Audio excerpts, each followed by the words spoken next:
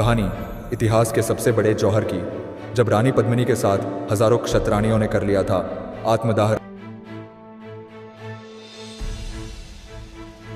रानी पद्मिनी का मूल नाम पद्मावती था।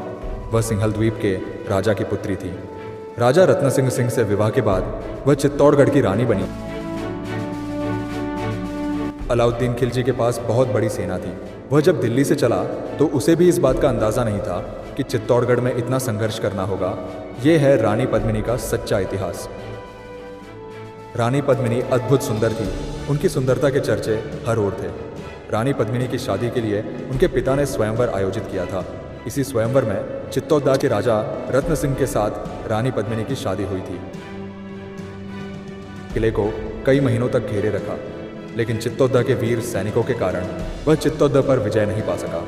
उसके मन में छल समा गया।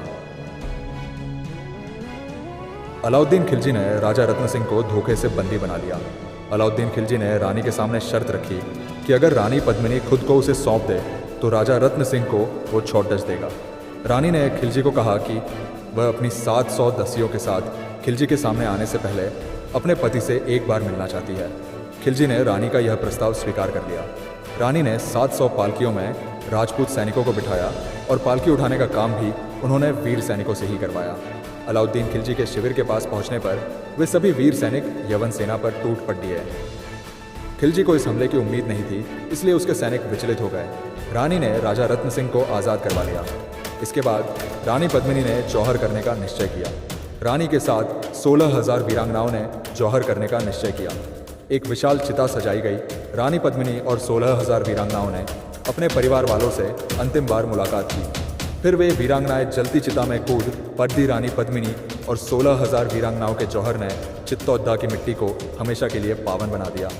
इसके बाद 30,000 वीर सैनिक अलाउद्दीन की सेना पर टूट पड़े। भयंकर लड़ाई हुई।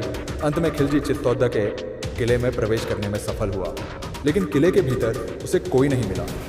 स्त्रियां जौहर कर चुकी थी और पुरुष शहीद हो चुके थे। रानी पद्मिनी के जौहर की जीत हुई थी और यह जौहर हमेशा भारतवासियों को इस बात की याद दिलाती रहेगी कि भारत की स्त्रियों के लिए उनका सम्मान सर्वोपरि है।